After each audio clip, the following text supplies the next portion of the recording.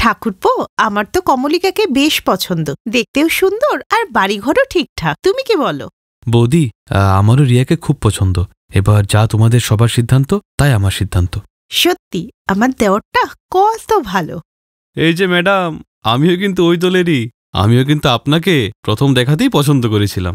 তখনই রিয়ার মা বাবা পাত্রপক্ষকে বলে, দাদা, ছেলে মেয়েদের তো একে অপরকে পছন্দ হয়েছে, এবার আপনার ইচ্ছে থাকলে বিয়েটা পাকা হয়ে যাক।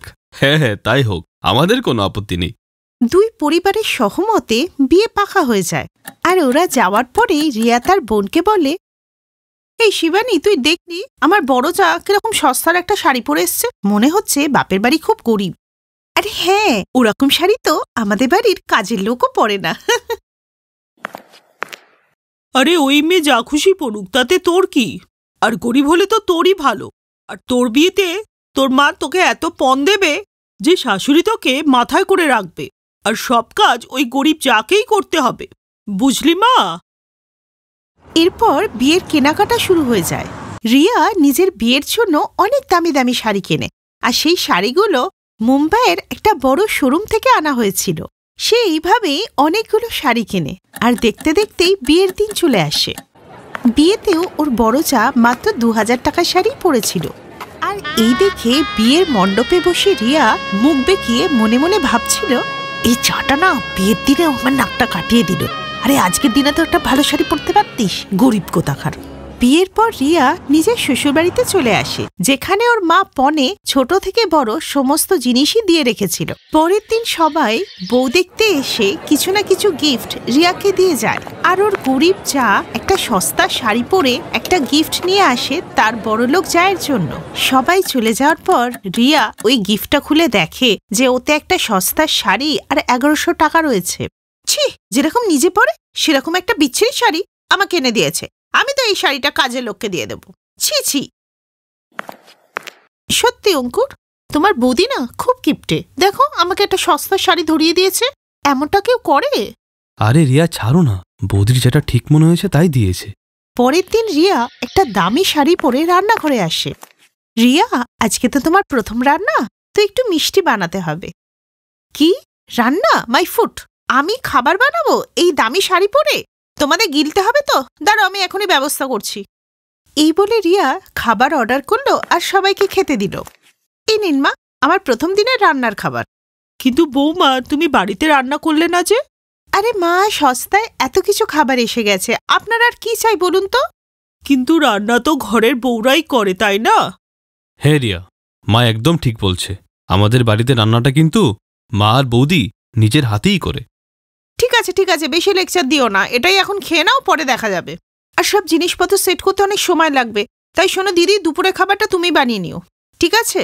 এইভাবেই রিয়া কথায় কথায় নিজের বড়লোক হওয়ার প্রমাণ দিত সবাইকে। কিছুদিন পরেই দীপাবলি এলে রিয়ার মা বাবা ওদের বাড়িতে আসে আর সবার জন্য গিফট নিয়ে আসে। ওখান থেকে একটা শাড়ি নিয়ে রিয়া তার বড় জায়ের ঘরে গেল। দিদি, এই শাড়িটা মা তোমার জন্য এনেছে, তোমার পছন্দ হয়েছে তো? হ্যাঁ হ্যাঁ রিয়া, খুব পছন্দ হয়েছে।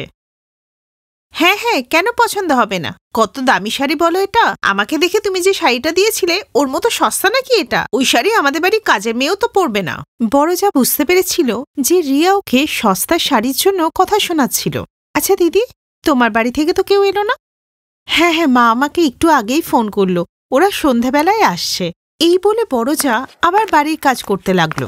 বাড়ির সমস্ত কাজ ও একাই করত, আর রিয়াকে কোনো কাজের কথা বললেই সে মুখ বেঁকাতো। তারপর সন্ধেবেলায় একটা বড় গাড়ি এসে ওদের বাড়ির সামনে থামলো। এরপর বড় জায়ের মা বাবা ঘরে এসে ঢুকলো। ওরাও খুব সাধারণ কাপড়ই পরেছিল। ওদেরকে দেখে রিয়া মুখ বেঁকালো। চলে এসছে ভিখিরিটার মা বাবা, আর খালি হাতেই এসেছে। হ্যাঁ। তখনই পেছন থেকে দুজন কাজের লোক অনেক মিষ্টি, ফল, ড্রাই ফ্রুট আর অনেক গিফট নিয়ে ঢুকলো। বেয়ান, আমাদের তরফ থেকে এই সামান্য কিছু দীপাবলির উপহার। আরে এত কিছু আনার কি দরকার ছিল? না না বিয়ান, এগুলো উপহার না, আপনাদের জন্য আমাদের ভালোবাসা। আর এমনিতেও আমরা আশ্রম চালানোর কাজে এত ব্যস্ত থাকি যে দীপাবলি ছাড়া আর আশাই হয় না। আজকেও ওখানে যাব সবাইকে মিষ্টি আর উপহার দিতে। কি, এদের অনাথ আশ্রম আছে? এদের জামা কাপড় দেখে তো মনে হয় না যে এরা এত বড় লোক। হ্যাঁ রিয়া, ওদের অনেক পয়সা, কিন্তু কখনো তা নিয়ে অহংকার করে না, বরং ওরা সাধারণ জীবন বাঁচতেই বেশি পছন্দ করে। আর তোমার দিদিরও একই ভাবনা। ও মনে করে আমরা যে টাকাটা দামি জিনিস কিনতে নষ্ট করব, তা দিয়ে কারোর অন্যের ব্যবস্থা হয়ে যাবে। আর শরীর ঢাকার জন্য দামি কাপড়ই পরতে হবে এর কোনো মানে নেই, সস্তার কাপড় দিয়েও সেটা করা যেতে পারে। হ্যাঁ ছোট বৌমা, তোমার বাপের বাড়ির থেকে বড় বৌমার বাপের বাড়ি অনেক বেশি বড় লোক, কিন্তু এরা নিজেদের পরিবর্তে অন্যের সেবায় পয়সা খরচ করাটাকেই শ্রেয় মনে করে।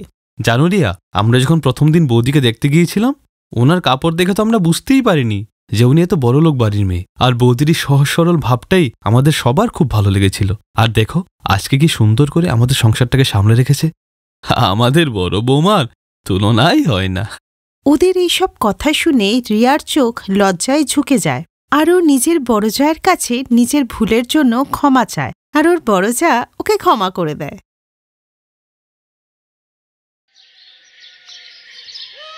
অনিকেত আর প্রিয়াঙ্কা আজকে কোর্ট ম্যারেজ করল। অনিকেত বড়লোকের ছেলে হলেও প্রিয়াঙ্কা ছিল গরিব ঘরের মেয়ে, কিন্তু এই কথাটা প্রিয়াঙ্কা কখনোই অনিকেতকে বলেনি। বিয়ের 4 মাস আগেই প্রিয়াঙ্কা অনিকেতের কোম্পানিতে জয়েন করেছিল, আর এরপরেই ভালোবাসা, আর তারপরেই বিয়ে। আজ যদি তোমার মা বাবা বেঁচে থাকতেন তারা কতই না খুশি হতেন, কিন্তু তুমি চিন্তা করো না, আজ থেকে আমার বাবা মা তোমার বাবা মা। এরপর অনিকেত প্রিয়াঙ্কাকে নিয়ে নিজের বাড়িতে চলে যায়। প্রিয়াঙ্কা অনিকেতের বাড়িতে বেশ সুখেই ছিল। প্রিয়াঙ্কার শ্বশুর বাড়িতে সবাই জানত যে প্রিয়াঙ্কা অনাথ, কিন্তু সত্যি হলো এটাই, প্রিয়াঙ্কার একটা গরিব মা ছিল, আর প্রিয়াঙ্কার নিজের গরিব মায়ের কথা কাউকে বলতে লজ্জা করত। কিছুদিন আগে, দেখ মা, তুই বড়লোকের ছেলেকে বিয়ে করবি তাতে আমার কোনো আপত্তি নেই, কিন্তু আমি গরিব বলে একবার দেখাও করাবি না? ওফো মা, তুমি এসব ছাড়ো তো। তুমি এটা ভেবে খুশি থাকো যে তোমার মেয়ে এই নরক থেকে বেরিয়ে রাজপ্রাসাদে থাকবে, এসির মধ্যে থাকবে। তাই এসব ছাড়ো আর চুপচাপ থাকো, বুঝলে? এই কারণে প্রিয়াঙ্কা তার মাকে শ্বশুরবাড়ির কারোর সাথেই দেখা করায়নি, আর সে শ্বশুরবাড়িতে এসিতে আর আরামেই দিন কাটাতে থাকে। কালকে বাজারে আমি তোমার সাথে এক বয়স্ক মহিলাকে দেখলাম, মনে হচ্ছিল উনি তোমার কাছে কাকতি মিনতি করছিলেন। কে উনি? তুমি কি ওনাকে চেনো? আরে কোন মহিলাটা? আচ্ছা আচ্ছা, ওই মহিলাটা? ও তো টাকা চাইতে এসেছিল আমার কাছে। তুমি তো জানোই ভিখিরিদের স্বভাব, কি আর বলবো বলো।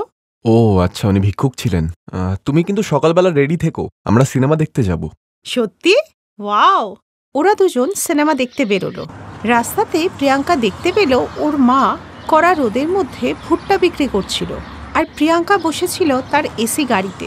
সে তার মাকে দেখেও না দেখার ভান করলো, কিন্তু তার মা তাকে ডাকলো।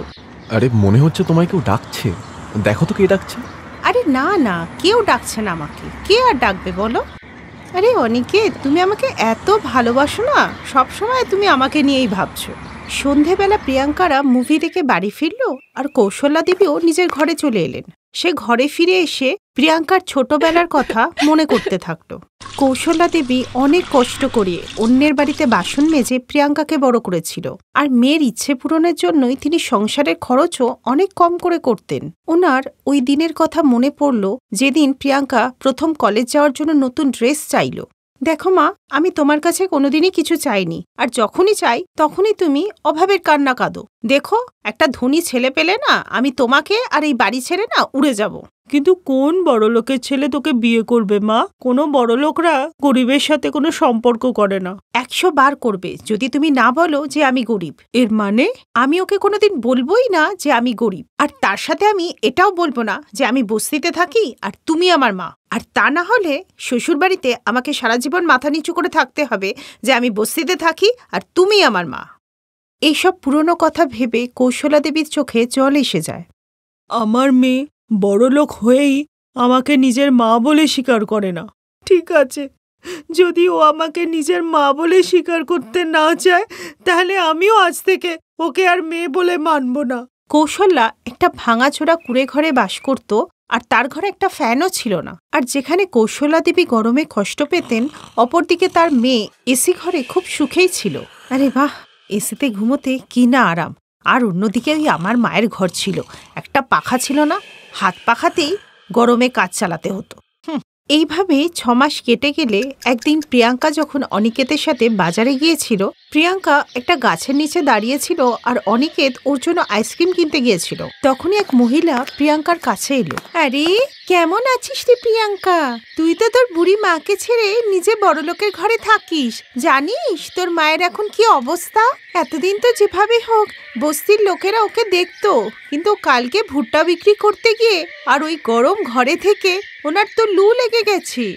এখন তো সরকারি হাসপাতালে ভর্তি, একবার দেখা করে আয়, নালে হয়তো কোনোদিন আর দেখতেই পাবি না। তখনই অনিকেতকে আসতে দেখে প্রিয়াঙ্কা রেগে গিয়ে বলল, তুমি নিজের চরকায় তেল দাও, ও আমার মা, বাচুক মরুক আমি দেখে নেব, তুমি যাও এখান থেকে। জ্ঞান দিতে চলে এসছে। ওই মহিলা ওখান থেকে চলে যায়। আরে ওই ভিখিরি আর কি। কিন্তু এইবার অনিকেতের ওর কথায় একটুও বিশ্বাস এলো না। সে বাহানা করে প্রিয়াঙ্কাকে বলল, প্রিয়াঙ্কা, আমার একটা আর্জেন্ট কাজ পড়ে গেছে, বুঝলে? তুমি এক কাজ করো, ট্যাক্সি নিয়ে বাড়ি চলে যাও, আমি কাজটা শেষ করে বাড়ি আসছি, ঠিক আছে? আচ্ছা ঠিক আছে, কিন্তু তাড়াতাড়ি বাড়িতে এসো। প্রিয়াঙ্কা চলে গেলেই অনিকেত তাড়াতাড়ি করে ওই মহিলার কাছে গিয়ে জিজ্ঞেস করে, আচ্ছা শুনুন, কিছুক্ষণ আগে আপনি প্রিয়াঙ্কার সঙ্গে কথা বলছিলেন, আপনি কি ওনাকে চেনেন? নাম নেবে না ওই ছোট লোক মেয়েটার। ছোটবেলায় আমি নিজের হাতে ওকে খাইয়েছি আর এখন চিনতেই চায় না। আর আমায় কেন চিনবে? নিজের মা হাসপাতালে মরছে, তাকে গিয়েই দেখে না। আমার মনে হচ্ছে আপনার কোথাও একটা ভুল হচ্ছে। প্রিয়াঙ্কার তো কেউ নেই, ও তো অনাথ, তা ওর মা আর কোথা থেকে আসবে? তোমার কথা শুনে মনে হচ্ছে তুমি ওর হাজবেন্ড, কিন্তু ওর একটা বুড়ি মা আছে, সে হাসপাতালে ভর্তি, কবে থেকে তাকে দেখতে যায় না। এই কথা শুনে অনিকেতের মনে হলো পায়ের নিচ থেকে মাটি সরে গেল। সে ওই মহিলাকে রিকোয়েস্ট করলো প্রিয়াঙ্কার মায়ের কাছে নিয়ে যাওয়ার জন্য। দেখুন, মানা করবেন না, আপনি আমাকে ওনার সঙ্গে দেখা করতে নিয়ে যান। কমলা অনিকেতের সাথে যেতে রাজি হয়। তারপর ওরা গাড়ি নিয়ে হাসপাতালে যায়, যেখানে কৌশলা দেবী হাসপাতালের বেডে শুয়েছিলেন। কেমন আছেন মা? কে বাবা তুমি? তুমি যদি আমার মেয়েকে চেনো তাহলে একবার ওকে বলো না আমার সাথে দেখা করতে। না মা, আপনার কিচ্ছু হবে না, আমি আপনাকে এক্ষুনি একটা বড় হাসপাতালে ট্রান্সফার করাচ্ছি। কিন্তু তুমি কে বাবা? এরপর অনিকেত কৌশলা দেবীকে একটা বড় নার্সিং হোমে শিফট করায়, যেখানে ওনার খুব ভালো সেবা যত্ন করা হয়। এরপর কৌশলা দেবী অনেকটা সুস্থ হয়ে যান। আর অন্যদিকে অনিকেত প্রিয়াঙ্কার সঙ্গে রাগ দেখাতে থাকে। এই দেখে প্রিয়াঙ্কা একদিন বলল, কি হয়েছে অনিকেত? তুমি আজকাল আমার থেকে এত দূরে দূরে থাকো কেন? তোমার কি অন্য কাউকে পছন্দ হয়ে গেছে? সত্যি বলতে এখন আর আমার তোমার সাথে কথা বলতে ইচ্ছা করে না। কিন্তু কেন? কারণ এমন অনেক কিছু আছে যেগুলো তুমি আমার থেকে লুকিয়েছো। কোন কথা? তোমার কি কোনো আত্মীয় স্বজন নেই? হে ভগবান, আমি তোমাকে কতবার বলেছি যে আমার এই পৃথিবীতে কেউ নেই। ও আচ্ছা, আজকে আমার এক স্পেশাল গেস্ট আসবেন বাড়িতে, তোমাদের সকলের সঙ্গে দেখা করতে। একটু ভালো কিছু রান্না করো আজকে, হ্যাঁ? সন্ধ্যাবেলা প্রিয়াঙ্কা নানা রকমের খাবার তৈরি করে। মনে হচ্ছে অনিকেতের কোনো বড় ক্লায়েন্ট আসবে, একটু মিষ্টি আইটেমও বানিয়ে নি। প্রিয়াঙ্কা রান্নায় মটর পনির, সোয়া চাপ, রায়তা, ক্ষীর আরও অনেক কিছু বানায়। বৌমা, সবকিছু রেডি তো? হ্যাঁ মা। যাও মা, এবার তুমি রেডি হয়ে নাও। আর শোনো, বাড়িতে যতগুলো এসি আছে সব চালিয়ে দাও, ঘরগুলো ঠান্ডা হোক। ঠিক আছে মা। কিছুক্ষণের মধ্যে অনিকেত বাড়িতে এলো। কি হলো অনিকেত, তোমার ওই গেস্ট কোথায়? এই তো এসেই গেছেন। মা, আপনি ভেতরে আসুন। নিজের চোখের সামনে কৌশলা দেবীকে দেখে প্রিয়াঙ্কা তো হয়রান হয়ে গেল। কি হলো প্রিয়াঙ্কা, তোমার তো কেউ নেই, তাহলে তুমি ওনাকে দেখে তো চমকে যাচ্ছ কেন? নিজের মাকে তো অন্তত চিনতে পারছো নিশ্চয়ই। তুমি আমাদের সেবা যত্ন এই জন্যই করো যে আমরা ধনী, কিন্তু যে মা তোমাকে জন্ম দিয়েছে তাকে তুমি এই পৃথিবীতে মরার জন্য ছেড়ে দিয়েছ শুধু গরিব বলে? এ তো আমাদের ভাগ্য ভালো যে অনিকেত সত্যিটা জানতে পারে আর তোমার মাকে মৃত্যুর মুখ থেকে বাঁচিয়ে আনে। আমাকে তোমরা ক্ষমা করে দাও। আমি ভাবতাম যে আমি গরিব বলে অনিকেত যদি আমাকে বিয়ে না করে। তোমাকে তো তোমার মায়ের পায়ে পড়ে ক্ষমা চাইতে হবে, যিনি সারা জীবন ধরে কষ্ট করে তোমাকে ছোট থেকে বড় করলেন। আমায় ক্ষমা করে দাও মা, জানি না আমি কিরকম মেয়ে। প্রিয়াঙ্কার খুশির জন্য প্রিয়াঙ্কার মা ওকে ক্ষমা করে দেন। আর তারপর অনিকেতের বাড়ির সবারই বলাতে কৌশলা দেবী ওই বাড়িতেই থেকে গেলেন। Thanks for watching.